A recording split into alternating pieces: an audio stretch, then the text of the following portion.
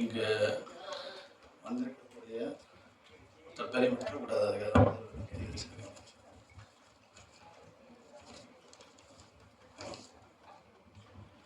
இங்கே வந்திருக்கக்கூடிய producer Mathiyazhagan, director Siva Arumugam, actor Harishkumar, actress Komal, distributor R K. Kannan, director Gnanam Jayaraman மற்றும் இந்த விழா நடக்க முக்கிய காரணமாக இருக்கும் பிஆர்ஓ சாவித்ரி அவர்கள், பிஆர்ஓ ஜான் அவர்களுக்கு முதலில் நன்றி. இந்த விழா எதுக்கு நடத்தணும் அப்படின்னு ஒரு கேள்வி இருந்தது. அதுக்கான ஒரு சின்ன காரணம் இப்போ ரூஃபஸ் பார்க்கர் கம்பம் ஊரை சேர்ந்தவர். அவர் கம்பத்தில் இருந்து வந்திருந்தாலும் அவர் ஹாலிவுட் வரைக்கும் போய் கலிஃபோர்னியாவில் இப்போ 5 திரைப்படங்கள் இயக்கியிருக்கிறார். His produce 5 films. இப்போ அவருடைய பயணம் என்ன, அவருடைய கதை என்ன அப்படிங்கிறது தெரிஞ்சால் எல்லாருனாலையும் இதை செய்ய முடியும் அப்படிங்கிற ஒரு என்கரேஜ்மெண்ட், ஒரு ஊக்குவிக்கக்கூடிய ஒரு கதையாக அமையும் உண்மை அப்படிங்கிறதுனால இந்த விழா எடுத்திருக்கிறோம். இதுதான் முதல் காரணம். ஸோ இதுக்கு ஒரு சின்ன கதை சொல்ல விரும்புகிறேன். நீங்கள் கோயிலெல்லாம் பார்த்துருப்பீங்க. யூஸ்வலாக ஒரு குட்டி யானை அந்த கோயிலுக்கு விட்டுருந்தாங்க அப்படின்னா அந்த யானைக்கு ஒரு சங்கிலி கட்டியிருப்பாங்க. அந்த சங்கிலியோட மறுமுனையை ஒரு கல்லில் இல்லைன்னா ஒரு தூணில் கட்டியிருப்பாங்க. அந்த யானை சின்னதாக இருக்கிறப்போ அந்த சங்கிலி கட்டியிருந்தாங்கன்னா அந்த யானை பெருசாக வளர்ந்ததுக்கு அப்புறமா அந்த சங்கிலியை அத்துக்கிட்டு ஓடக்கூடிய ஒரு பலம் இருந்தாலும் அந்த சங்கிலி இருக்கிறதுனால அந்த யானை ஓடாது.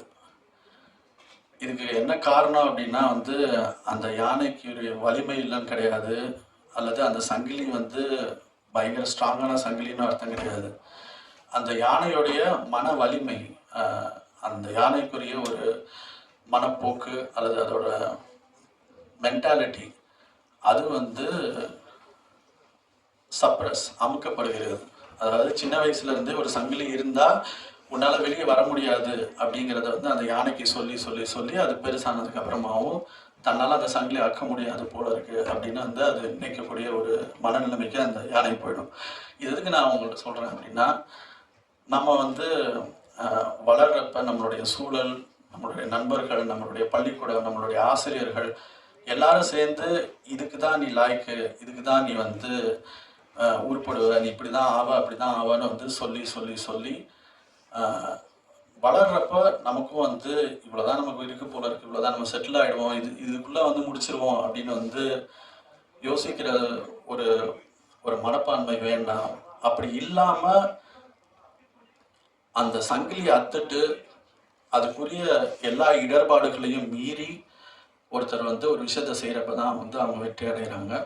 அப்படி ஒரு சங்கிலியை அத்துட்டு போன ஒரு யானை தான் ரூஃபஸ் பார்க்கர்.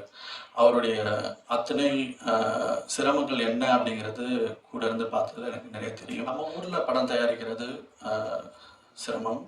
அதை விட நீங்கள் வேற ஒரு நாட்டுக்கு போய் படம் தயாரிக்கிறப்ப அதில் பலவிதமான ஜட்ஜ்மெண்ட், அதாவது நம்மை பற்றி ஏற்கனவே ஒரு கருத்து இருக்கும். நம்ம தோல் நம்மளுடைய நிறத்தை வச்சே நிறைய விஷயங்களை முடிவு பண்ணிடுவாங்க. இவங்களுக்கு இவ்வளோதான் தெரியும், இவங்களுக்கு இவ்வளோதான் பேச வரும், இவங்களுக்கு இந்த விஷயம் தெரியாது, இப்படி ஒரு முடிவோட தான் நம்மளை பார்க்குறதே ஆக போகிறாங்க. அப்போ அதுவும் ஒரு சங்கிலி தான் இல்லையா? நம்மளை பற்றி இன்னொருத்தர் என்ன நினைப்பான் அப்படிங்கிற அந்த மனப்பான்மையை அறுத்து விட்டு போகிறது அப்படிங்கிறதும் ஒரு முக்கியமான விஷயம். ஸோ இதெல்லாம் தாண்டி தான் இப்போ இந்த 5 படத்தை அவர் தயாரிச்சிருக்கிறார். மென்மேலும் பல தயாரிப்புகள் செய்ததற்கு என்னுடைய வாழ்த்துக்கள். வந்தவர்கள் அனைவருக்கும் என்னுடைய நன்றி. அத்துணை பத்திரிகை நண்பர்கள், ஊடகங்கள், சமூக வலைத்தளங்கள் வந்தவர்கள் அனைவருக்கும் என்னுடைய நன்றி. அனைவருக்கும் வணக்கம். முதல்ல எங்கள் அன்பு வேண்டுகோளை ஏற்று எங்கள் படத்தோட செய்தியை உலகம் முழுக்க கொண்டு போக வந்திருக்கிற ஊடக நண்பர்கள் அனைவருக்கும் சிட்டி ஆஃப் ட்ரீம்ஸ் படக்குழுவின் சார்பாக ரொம்ப நன்றியை தெரிவிச்சுக்கிறோம். இந்த படத்தை பொறுத்தவரைக்கும் நான் ஹோஸ்ட் விருந்தினர்னு சொன்னாங்க, நான் ஏற்பாட்டாளர் தான். ஏன்னா ரூபஸ் சார் வந்து என்னோட திரை வழிகாட்டி. அங்கேருந்து தான், அவருடைய நட்பில் இருந்து தான் எனக்கு சினிமா பயணம் ஆரம்பித்தது. அது வெறும் திரை வழிகாட்டின்னு மட்டும் சொல்ல முடியாது. என்னோடய வாழ்க்கையில் நிறைய விஷயங்களில் அவருடைய அறிவுரையும் அன்பும் எனக்கு சப்போர்ட்டாக இருந்திருக்கு. நேரடியாக இதுதான் அறிவுரை அப்படின்னு சொல்ல மாட்டார், அதிலேருந்து நான் எடுத்துப்பேன். அப்படி வந்து வெளிப்படையாக அன்பாக இருந்தாலும் சரி, அறிவுரையாக இருந்தாலும் சரி, நேரடியாக மனசில் பட்டதை பளிச்சுன்னு சொல்லக்கூடியவர். எனக்கு ரொம்ப இனிமையான அன்பான ஒருத்தர் இங்கிருந்து போய் அமெரிக்காவில் தன்னுடைய சொந்த உழைப்பால் பெரும் பெரும் கஷ்டங்களை பட்டு ஒரு தொழிலதிபராக வந்து ஒரு வேறு வேறு தொழிலெலாம் செஞ்சுருக்கலாம். ஆனால் சினிமாவில் உள்ள பேஷன்னால சினிமாவே தான் எடுத்திருக்காரு, அதில் தான் இன்வெஸ்ட் பண்ணியிருக்காரு. தன்னுடைய மொத்த பணத்தை இவ்வளோ வருஷமாக சம்பாதிச்ச பணத்தை சினிமாவில் மட்டுமே இன்வெஸ்ட் பண்ணி இன்றைக்கி இந்த சிட்டி ஆஃப் ட்ரீம்ஸ் படத்தை கடந்த 5 வருடமாக ஒத்தாலாக தன்னோட முதுகில் சுமந்து பெரும் போராட்டங்களை சந்தித்து இந்த படத்தை உலகம் முழுக்க கொண்டாடும் படமாக மாற்றியிருக்கிறார். அவருக்கு வந்து ஏதோ ஒரு வகையில் நம்ம ஊரில் இந்த விழாவில் பங்கெடுத்ததுக்கு எனக்கு வாய்ப்பு கிடைச்சதுக்கு ரொம்ப ரொம்ப நன்றி சார். அப்படி குழந்தை தொழிலாளர்கள், புலம்பெயர தொழிலாளர்கள் எவ்வளவு எளிமையாக அவங்களுடைய வறுமையும் அவங்களுடைய இயலாமையும் அவங்களுடைய கனவையும் ஈஸியாக ஏமாற்றி அவங்கள வந்து எக்ஸ்ப்ளாய்ட் பண்ணுறாங்க. அதுவும் அமெரிக்கா மாதிரி உள்ள பெரும் பணக்கார நாடுகளே இந்த விஷயம் வேலையை செய்கிறதுன்றது ரொம்ப அதிர்ச்சியாக இருந்தது. இந்த படம், அந்த கதையை நானும் படம் பார்க்க ஆர்வமாக தான் இருக்கேன். அவ்வளோ விஷயங்களை இந்த படத்தில் சொல்கிறது வந்து அந்த துணிச்சலுக்கே பெரிய பாராட்டுகள் கொடுக்கணும். அதுவும் நம்ம ஊரில் ஒரு தமிழராக இவ்வளோ பெரிய துணிச்சலாக இந்த படத்தை வந்து உலகம் முழுக்க கொண்டு வந்து சேர்க்குற முயற்சிகளுக்கு நம்ம உறுதுணையாக இருக்கணும். அந்த வகையில் நம்ம மீடியா நண்பர்கள் பெரும் உதவியாக இருப்போம் நம்புகிறேன். வேறு ஒன்றும் இல்லை, ரொம்ப ரொம்ப நன்றி. படம் பெரும் வெற்றி அடைய வாழ்த்துக்கள். தேங்க்யூ. இனிய மாலை வணக்கம் அனைவருக்கும், பத்திரிகையாளர் ஊடகம் அனைவருக்கும் எனது மனமார்ந்த நன்றிகள். ஏன்னா கூப்பிட்ட குரலுக்கு எப்போதுமே ஓடி வந்து தமிழ் சினிமாவை சப்போர்ட் பண்ணுற உங்கள் எல்லோருக்கும் எப்போதும் என் மனமார்ந்த நன்றிகள். ஸோ இங்கேருந்து போயிட்டு வெளிநாட்டில் போய் படம் பண்ணிட்டு திரும்ப உங்களையே நம்பி வந்திருக்காரு சார் வந்து. ஸோ அவர் எப்போதும் சப்போர்ட் பண்ணுங்கள், பண்ணிகிட்டே இருப்பீங்கன்னு நானும் நம்புகிறேன். மீண்டும் மீண்டும் நாங்களும் வருவோம். உங்கள் மூலயமா நான் சொல்லிக்கிற கருத்து என்னவென்றால், நான் சின்ன படங்களை விநியோகம் செய்து கொண்டிருக்கிறேன் இதன் மூலியமாக. ஸோ நீங்கள் சப்போர்ட் பண்ணால் நான் கண்டிப்பாக நலிந்த ப்ரொடியூசர்களை சப்போர்ட் பண்ண நானும் தயாராக இருக்கிறேன். இந்த படம் என்கிட்ட வந்திருந்தால் நானே செய்திருப்பேன். பட் வரதுக்கான வாய்ப்பு கிடைக்கவில்லை, நான் வருத்தப்படுகிறேன். இருந்தாலும் அவர் சிறப்பாக வர வேண்டும் என்று நான் வாழ்த்துகிறேன். நம்மளை நம்பி வந்தவர்களை நாம் வாழ வைக்க வேண்டும். அவர் நம்மில் ஒருவன், நானும் உங்களில் ஒருவன். வாய்ப்பு கொடுத்த அண்ணன் ஜான் அண்ணனுக்கும் என்னை அழைத்த விருந்தினர்கள் அனைவருக்கும் நன்றி.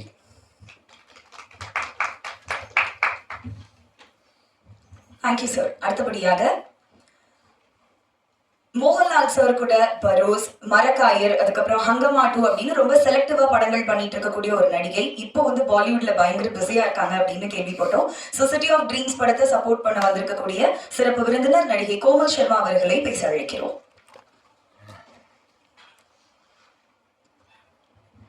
Thank you for such.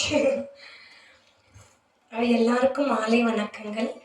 ரொம்ப சந்தோஷமாக இருக்கு உங்களை எல்லாமே பார்க்குறதுக்கு. நம்ம பார்க்கர் சார் வந்து நம்ம எல்லாமே ஒரு ப்ரவுட் இந்தியன் மட்டும் இல்லை, இஸ் அ ப்ரவுட் தமிழன் ஆல்சோ. என்னென்னா சிட்டி ஆஃப் ட்ரீம்ஸ் படம் வந்து ஆஸ்கர்ஸ்க்கு போயிருக்கு, ஆஃபிஷியல் லைப்ரரிக்கு. அதுக்கே ரொம்ப பெருமையாக இருக்குது sir. Hats off to you. இந்த படம் வந்து என்னோட ஹார்ட்டுக்கு ரொம்ப ரொம்ப க்ளோஸ்.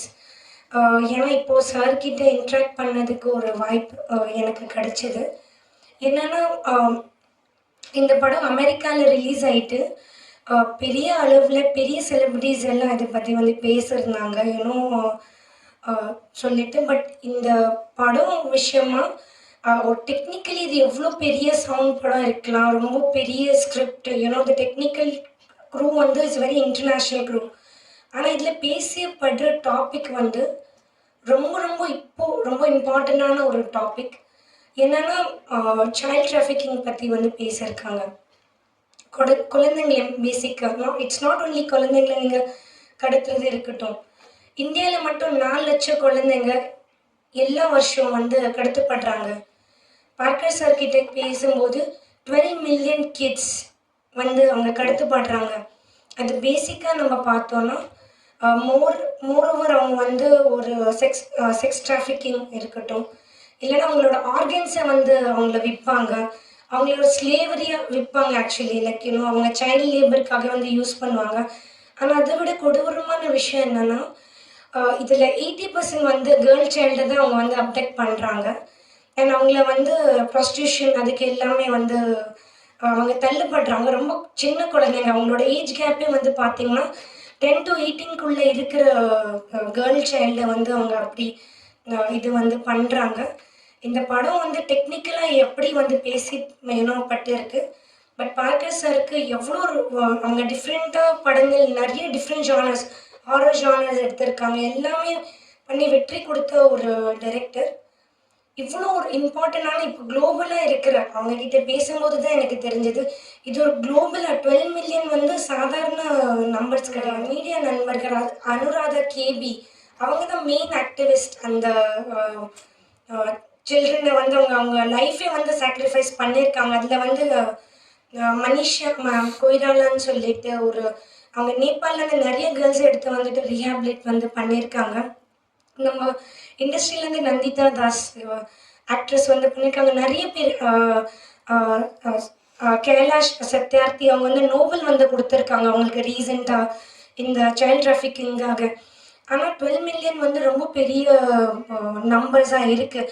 அதில் வந்து அது என்னோட டாட்டர் கூட இருக்கலாம், என்னோட மதர் கூட இருக்கலாம், என்னோட குழந்தை கூட இருக்கலாம். ஏன்னா ஒருத்தங்க அந்த விஷயம் வந்து யோசிக்கணும்.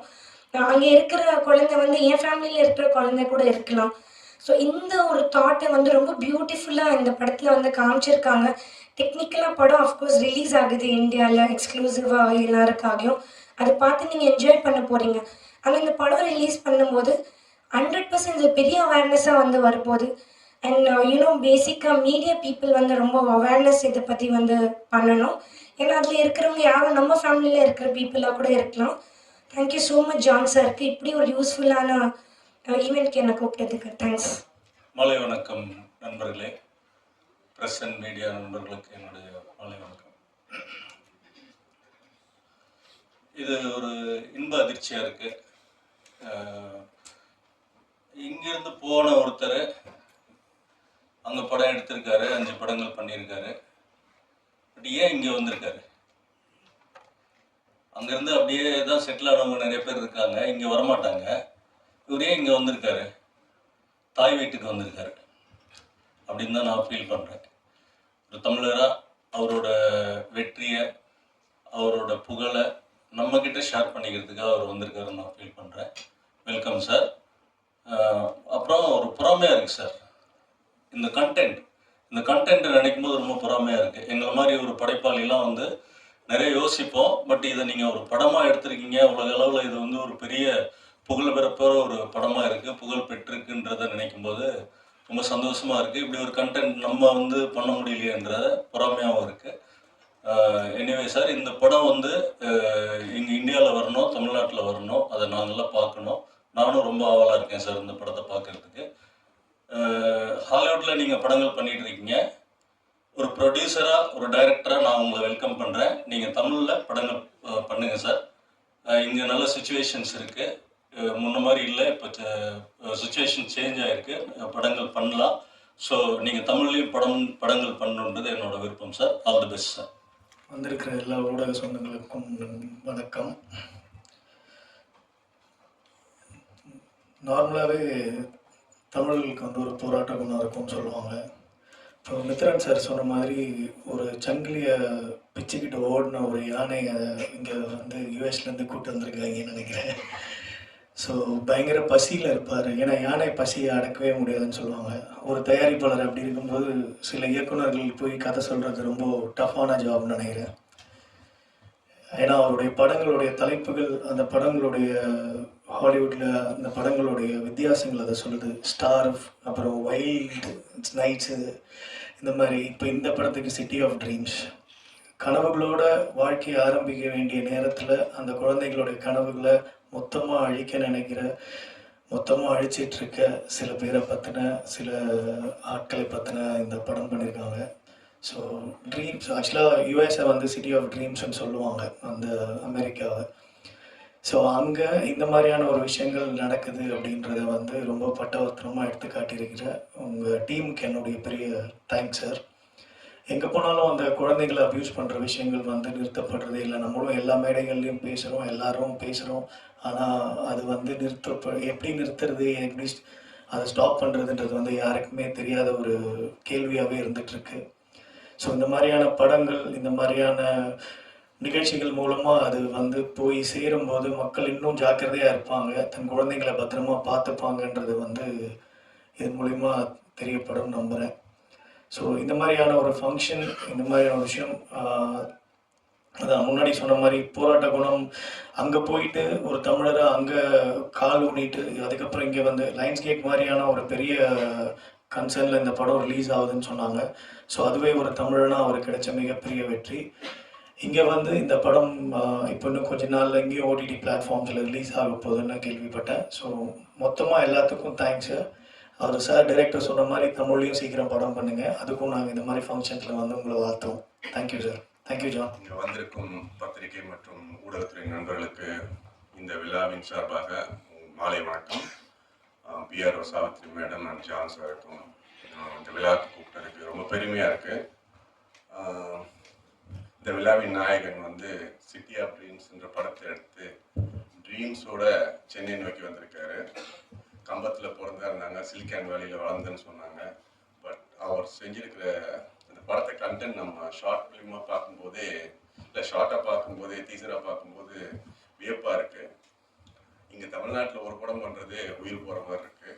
5 படம் அது ஹாலிவுட்டில், அதை எடுத்துகிட்டு தமிழ்நாட்டுக்கு வந்து உங்கள் முன்னாடி போட்டு காட்டி எனக்கு சப்போர்ட் பண்ணுன்னு கேட்குறது அவரோட தமிழனுக்கான அந்த பெருமையை நமக்கு ரொம்ப ரொம்ப புல்லரிப்பாக இருக்குது.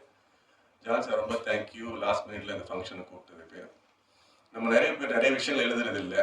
நம்ம வந்து இங்கே இந்த மேடையை வந்து இன்னும் பெருசாக அலங்கரிச்சுக்கணும்.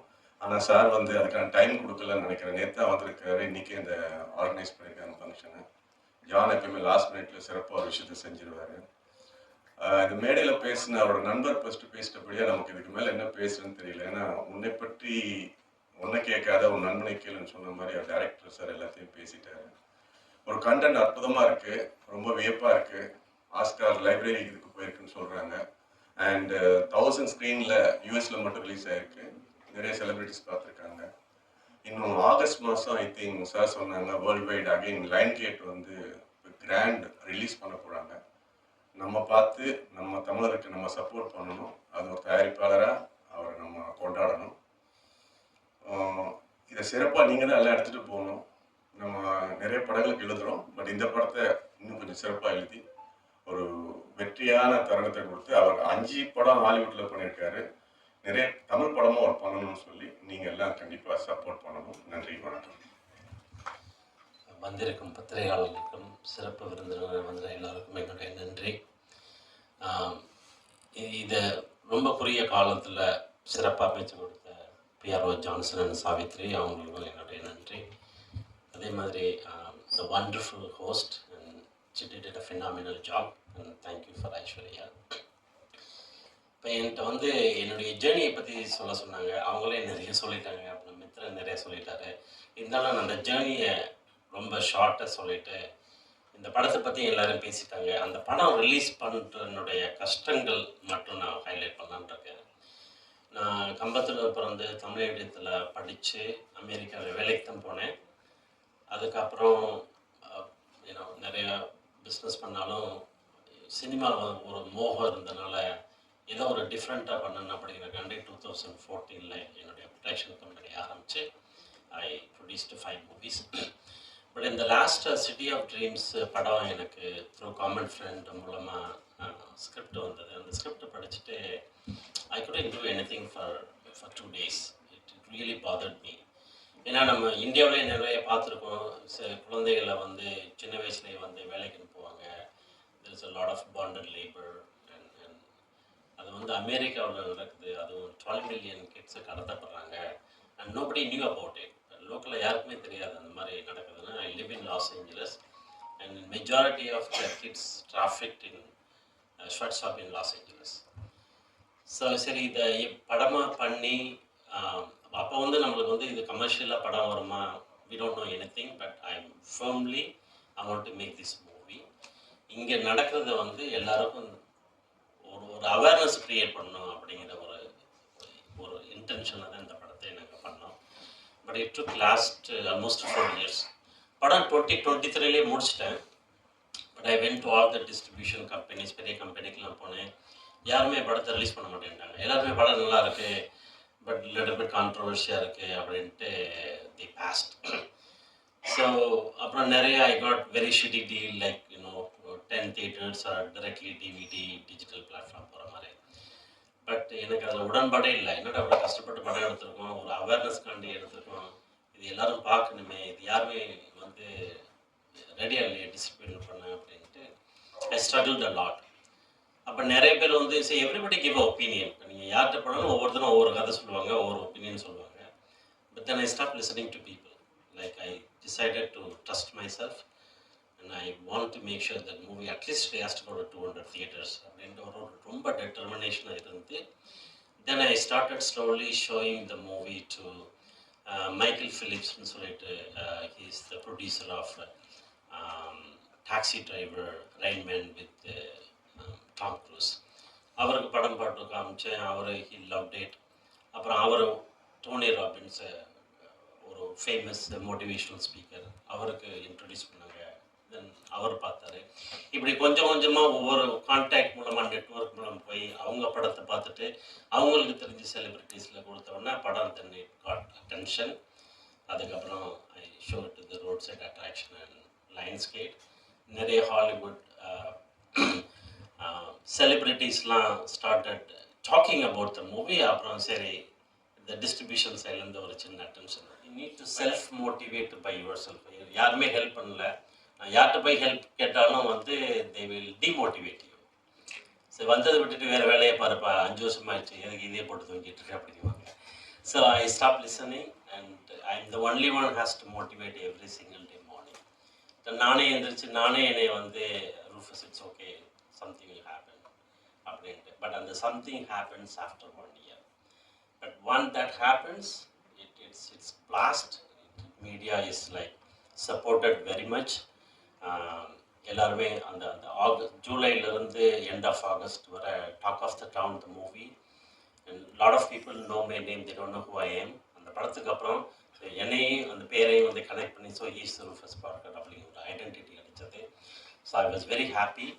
பட் இதை எதுக்கு சொல்கிறேன்னா வந்து ஒரு எந்த வேலை நீங்கள் பண்ணாலும் அதில் உங்களுக்கு ஒரு ஒரு ஒரு ஃபுல் கான்ஃபிடென்ட் இருந்துச்சுன்னா அதை நீங்கள் வந்து முழு முயற்சியோடு பண்ணிங்கன்னா வெற்றி நிச்சயமாக கிடைக்கும். Hard work always show the light. So அதை ஹைலைட் பண்ணணும் அப்படின்னு நினச்சேன். சொல்கிறாங்களோட ஹைலைட் வெளியில் வந்து அங்கேயும் நாங்கள் வந்து மயமிலையும் ஸ்க்ரீனிங் பண்ணோம், ப்ரீமியர் பண்ணோம், எல்ஏலையும் ப்ரீமியர் பண்ணோம். Even though it was very happy. But இங்கே வந்து ஒரு மீடியாவுக்கு முன்னாடி அந்த படத்தை காமிச்சு நீங்கள் அதை எழுதும் போது அதனுடைய சந்தோஷம் வேறு. That's what I came here. That's what Mithran supported me and everybody supported me. And thanks for all to come this evening and supporting my movie. And please watch the movie and it will be releasing soon. And thank you all.